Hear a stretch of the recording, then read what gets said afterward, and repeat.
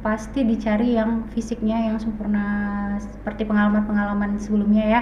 Jadi selain akademisnya harus pinter, harus lulus, juga fisiknya dari atas sampai bawah harus sempurna. Tapi tidak menutup kemungkinan juga ada yang lulus, cuman itu jadi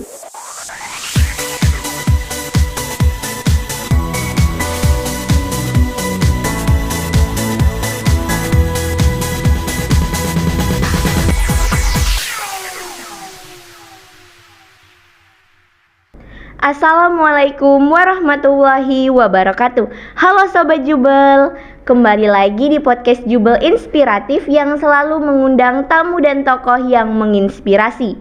Bersama dengan saya, Aulia Nafisatun Ramadhani, Duta Literasi SMA Plus Negeri 17 Palembang.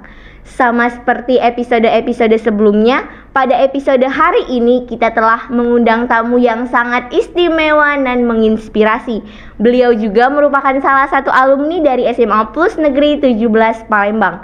Langsung saja kita sambut Kak Dr. Sarana Bella Putri Erawan. Halo Kak. halo. Bagaimana nih kabar Kakak hari ini? Alhamdulillah luar biasa, Allahu Akbar.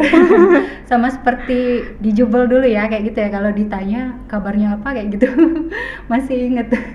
Saya ini angkatan 11 adik-adik. Jadi dulu angkatan 11 belum sebagus sekarang, dulu masih depannya itu belum ada bangunan, langsung jalan aja dulu. Tapi sekarang lihatnya udah bagus banget ya, SMA 17 ya. Wah, keren. Jadi kesan kakak nih sangat-sangat terkesan banget nih ya Kak saat datang lagi ke SMA Plus Negeri 17 Palembang.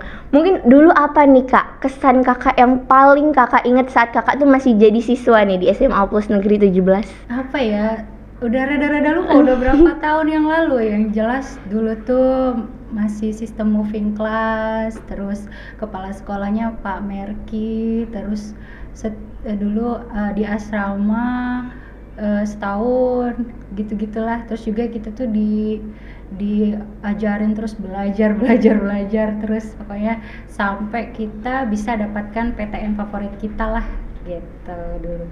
Keren lah pokoknya SMA 17. Oke Kak, berarti budaya belajarnya ini emang udah dari dulu banget ya Kak, dan sampai saat ini pun juga budaya belajarnya masih terus ditingkatin dan makin terus digencarin nih. Apalagi kan kita mau masuk ke PTN atau kedinasan favorit kita.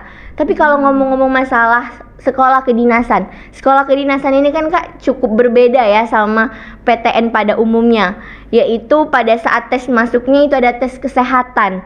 Nah, kenapa nih Kak hanya sekolah kedinasan yang hanya ada tes kesehatan? Kenapa PTN lain tuh nggak ada?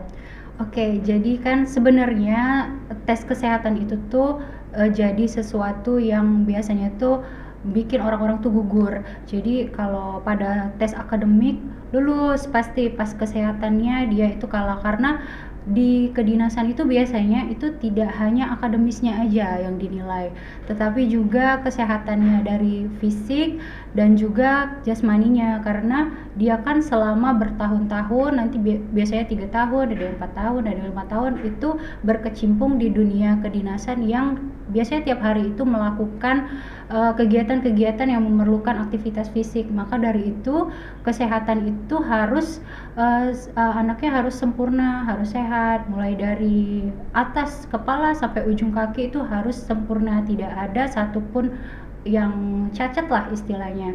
Nah, tes kesehatan ini nih biasanya itu paling banyak memakan korban.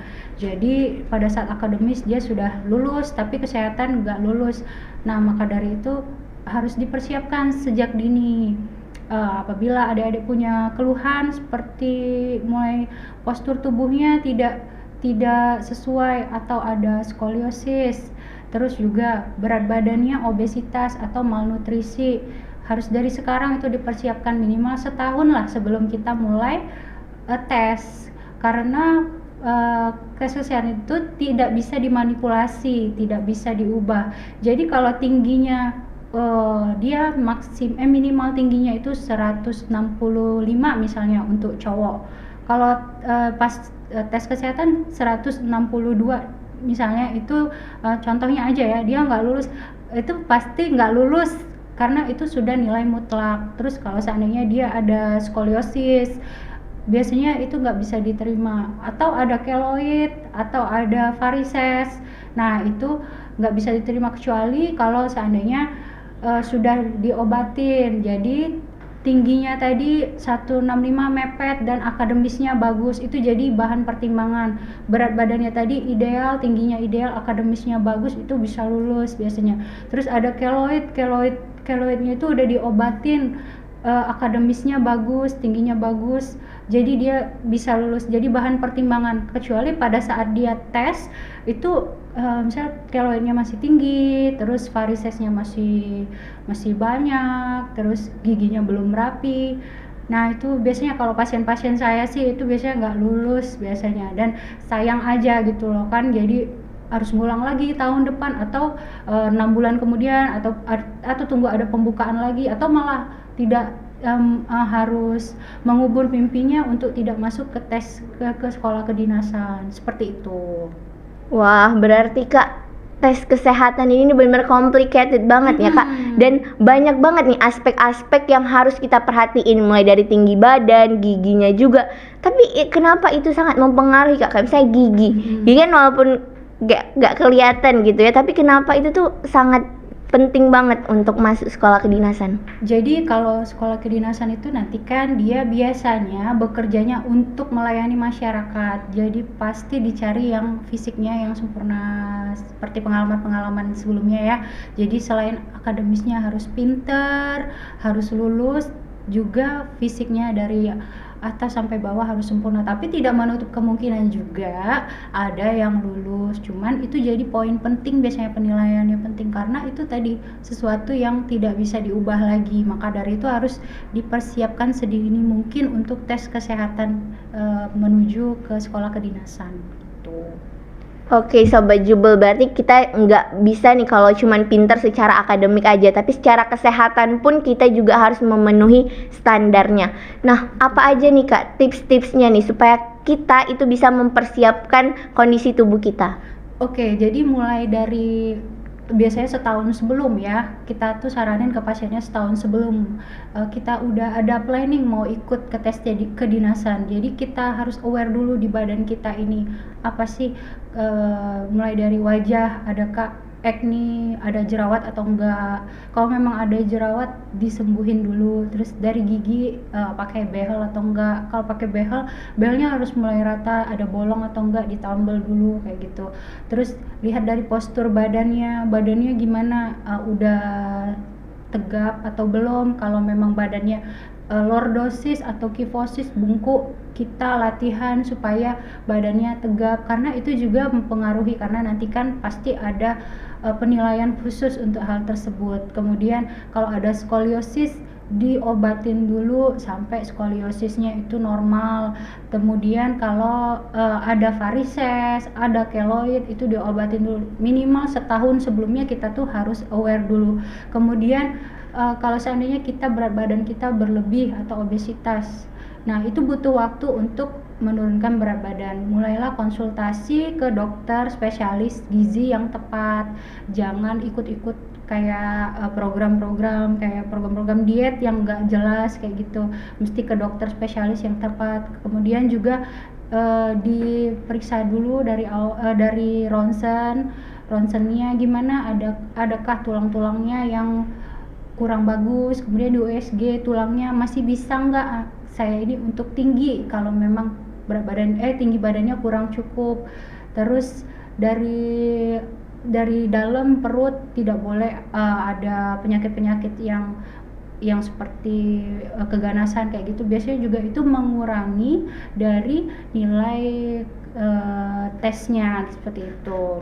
Nah kalau seandainya kita sudah maksimal setelah 1 tahun berjalan sudah maksimal, itu kan balik lagi, kita kan manusia kan berusaha, balik lagi kan yang menentukan kita ini lulus atau tidak itu kan kita sudah memang jodohnya di sana, atau memang kita tadi tuh udah takdir kita di sana. Tapi kita apa salahnya kita usaha dulu, dan itu juga kalau menurut saya pribadi itu bagus untuk kita, karena nantinya kita kan kalau tidak lulus di situ kita bisa coba di tempat lain dan badan kita tadi udah lebih sehat kita, karena udah terbiasa tadi selama setahun mengikut aware terhadap badan kita sendiri. Jadi mulai dari sekarang dipersiapkan, mulai dari fisik, mental, olahraganya, dan juga jangan lupa akademisnya.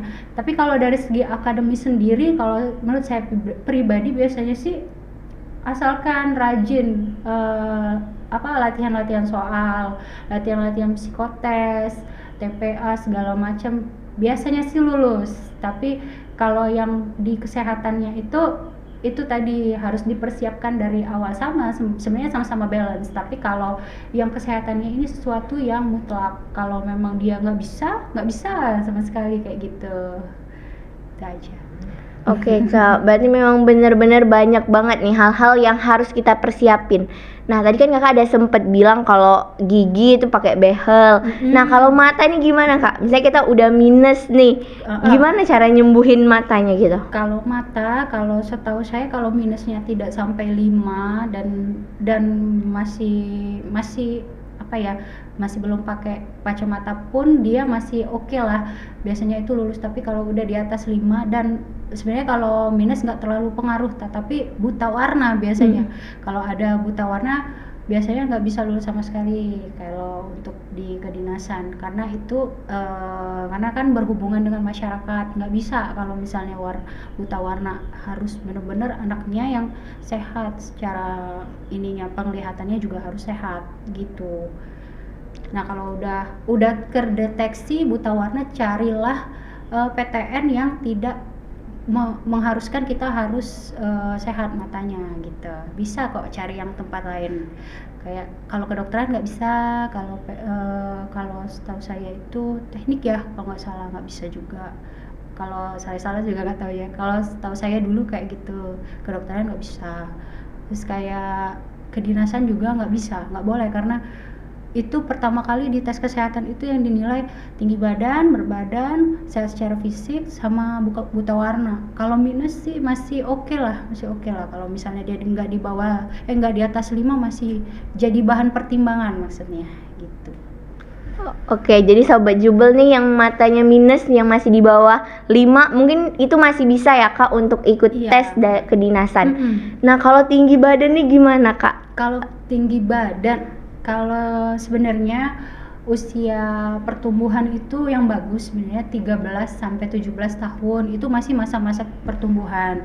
Tetapi ada juga yang sampai 21 tahun, tergantung hormon di dalam badannya dan juga tergantung tulang-tulang pertumbuhan anaknya itu masih berfungsi atau sudah tidak bisa berfungsi lagi. Nah, kalau untuk tinggi badan, kalau tidak salah, kalau untuk cewek itu di bawah 163 apa ya, kalau cowok itu 165 atau cewek itu 155 kalau nggak salah.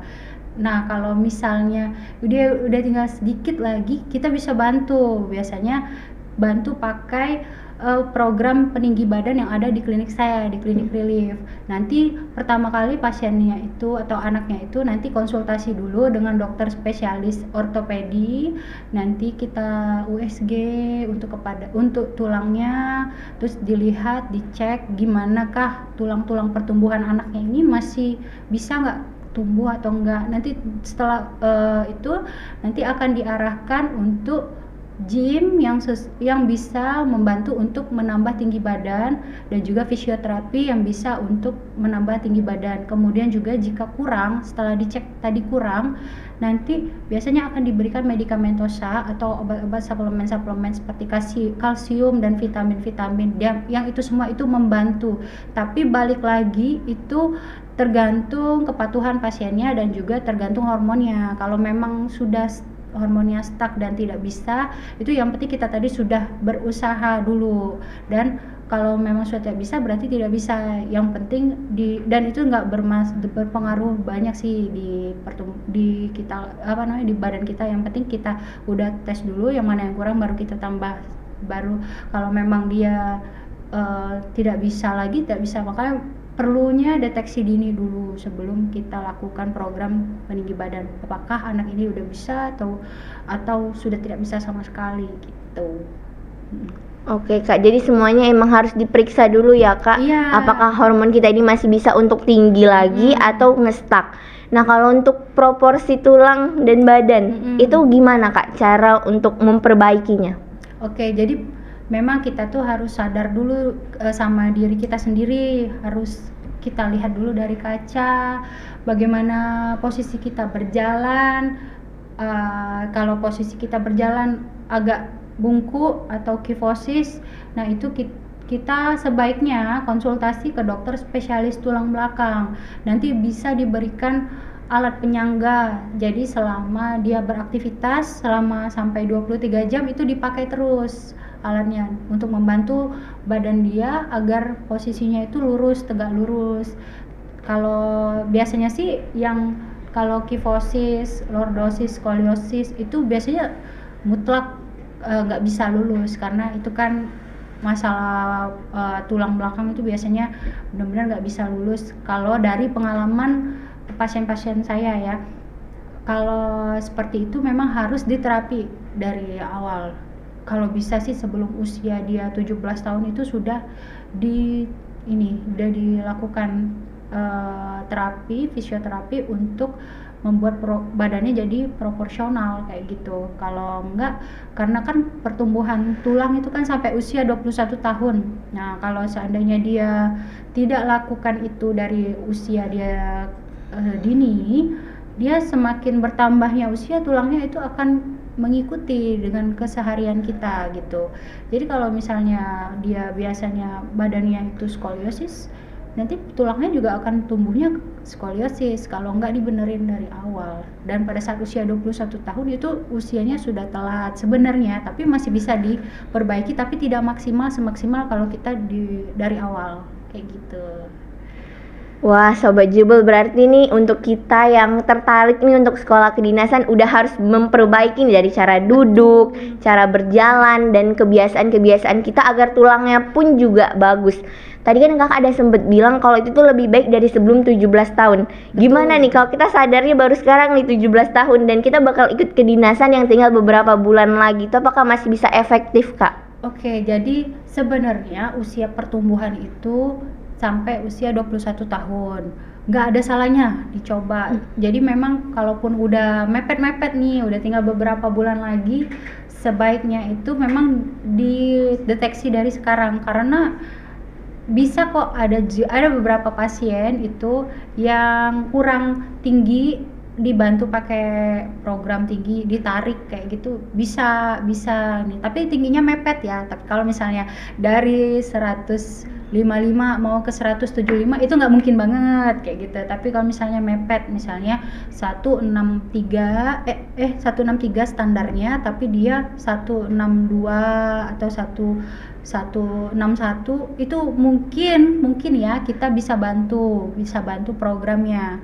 Tapi kalau misalnya dia masih jauh sekali, persiapannya itu pun juga harus lama. Tapi kalau udah mepet seperti misalnya 3 bulan lagi mau tes kayak gitu, nggak bisa maksimal, kecuali kalau udah dari beberapa bulan atau beberapa tahun sebelumnya itu udah dipersiapkan gitu, udah lebih aware. Makanya kita tuh sebagai manusia juga harus lebih aware kita ini maunya apa. Jadi apakah kita mau ke kedinasan, kalau ke kedinasan kita pantau dulu apa-apa aja yang syarat-syaratnya, apakah tingginya, berat badannya, terus syarat-syarat yang lain.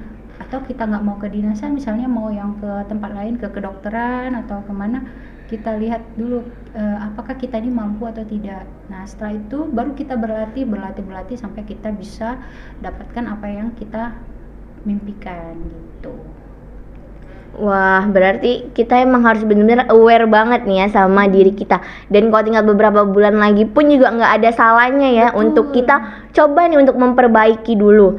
Nah, tadi kan udah bahas mengenai tinggi badan, proporsi tulang dan sebagainya. Kalau untuk berat badan sendiri itu standarnya berapa ya Kak? Kalau berat badan itu minimal dia ada IMT-nya, indeks massa tubuhnya itu. Nah, kalau misalnya dia indeks massa tubuhnya melebihi, itu kita sebut sebagai overweight. Nah, kalau sudah overweight dan tidak bisa memiliki dan tidak normal, nah itu sudah mulai harus jagalah berat badan, kemudian olahraga, kemudian itu juga lama biasanya prosesnya, nggak bisa langsung instan, biasanya berbulan-bulan. Terus juga kalau misalnya dia di bawah normal, underweight, harus minumlah suplemen-suplemen atau makan yang banyak dan bergizi, yang 4 sehat 5 sempurna agar dia bisa berat badannya tadi ideal. Dan itu juga nggak gampang, walaupun kurus mau gendut atau mau proporsional itu nggak gampang, itu juga mesti ada kebiasaan-kebiasaannya. Maka dari itu baiknya konsultasi ke dokter spesialis gizi di klinik yang tepat. Jadi nanti akan dibuatkan meal plan-nya itu apa-apa aja. Meal plan-nya itu adalah makanan-makanan apa yang akan kita makan selama sampai ke target kita berapa. Misalnya targetnya 3 bulan, tesnya 3 bulan misalnya, nanti akan dibuatkan meal plan-nya apa dan workout plan-nya apa. Jadi selama 3 bulan itu badan kita harus seperti itu, dan setiap anak itu berbeda-beda.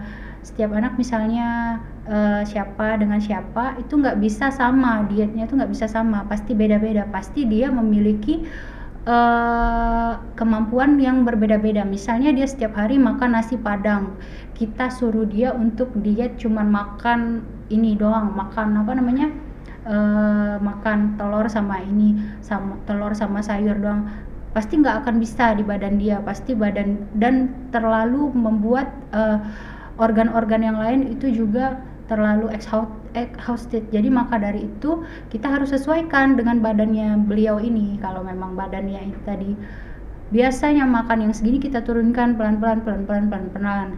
Maka dari itu memang prosesnya itu panjang, karena kita tidak mau merusak organ-organ yang ada di dalam tubuhnya gitu. Seperti itu. Jadi kalau memang untuk berat badan itu sebenarnya ada solusinya, asalkan ke dokter spesialis gizi yang tepat dan juga konsultasi yang tepat. Kalau saat ditanya, keluarkan semua kebiasaan makannya, kebiasaan olahraganya apa, jadi terapinya juga akan lebih tepat gitu. Oke Kak, berarti kita juga harus aware nih ya sama makanan kita sehari-hari, dan pasti kita pun juga harus konsultasi ke klinik yang tepat. Betul. Oke Kak, Sobat Jubel ini kan mungkin masih ada yang kelas 10, kelas 11. Nah, dari kapan nih Kak kita harus periksa kesehatan dan konsultasi? Sebenarnya itu dari usia 14 tahun itu sudah bisa. Apalagi kalau seandainya kita ada niat mau sekolah ke kedinasan yang dimana itu banyak sekali tes-tesnya itu yang spesifik, seperti tinggi badannya harus sekian, berat badannya harus sekian, kayak gitu. Sebenarnya dari SMP itu harus seperti sudah aware. Nah, tapi tidak ada salahnya kalau sudah kelas 10, kelas 11, kelas 12 yang masih mau ikut, masih mau program itu bisa, asalkan dia tadi dia tuh harus sadar dia ini mau kemana dulu kan. Nah, kalau memang dia minatnya ke kedinasan, mulailah lihat kurangnya apa, tingginya kurang berapa, di searching aja berapa sih sekarang itu normalnya tinggi badannya untuk masuk itu berapa, kalau mau ikut seperti Akpol, Akmil itu berapa.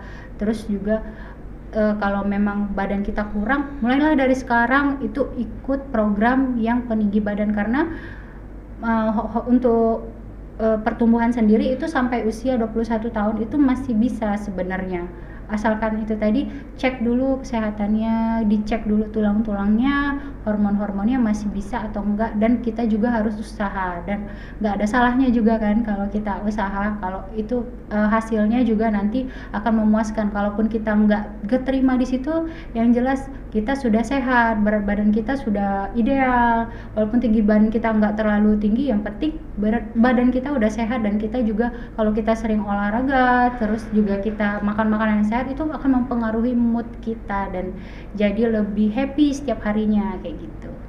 Oke, berarti ini untuk Sobat Jubel nih yang mungkin masih lama nih ya untuk ikut tes kedinasan, mungkin dari sekarang udah bisa aware sama diri sendiri, Iya. sama kebiasaannya, dari cara makannya, cara berdiri, cara duduk dan sebagainya. Oke Kak, kita udah ngobrol banyak banget nih. Mungkin Kakak bisa nih kasih pesan dan harapan untuk kami sebagai adik kelas Kakak nih. Oke, jadi pesannya kalau setahu saya dari dulu ya, dari angkatan saya itu SMA 17 ini banyak sekali melahirkan lulusan-lulusan yang keterima di sekolah kedinasan, di kedokteran. Pokoknya semuanya itu rata-rata tuh lulus di PTN-PTN favorit. Nah, harapan saya semoga di tahun ini lebih banyak lagi dari tahun sebelumnya, dan klinik relief juga bisa membantu agar bisa mendapatkan PTN favorit ataupun kedinasan favorit dengan bisa membantu untuk lulus di tes kesehatannya dengan dibantu oleh program dari klinik relief. Itu aja. Oke Kak, kalau moto hidupnya nih supaya kami juga semakin termotivasi dan semangat nih. Apa ya, moto hidup itu yang jelas itu jangan pernah berhenti bermimpi, karena segala sesuatu itu berawal dari mimpi. Mimpilah yang besar karena kamu memiliki Tuhan yang besar. Itu aja. Wah, berarti nih Sobat Jubel nih jangan takut nih untuk bermimpi ya. Dan juga pasti kita pun juga harus usaha nih ya Kak supaya mimpi kita menjadi kenyataan. Salah satunya dengan konsultasi kesehatan agar mimpi kita untuk masuk ke sekolah kedinasan itu bisa tercapai. Betul. Wah, terima kasih banyak ya Kak. Iya, Udah sharing-sharing sama-sama. nih mengenai tes kesehatan sekolah kedinasan. Dan terima kasih juga untuk Sobat Jubel yang telah menonton podcast ini. Belajar bersama, maju untuk semua, kita pasti bisa. Wassalamualaikum warahmatullahi wabarakatuh. Dadah.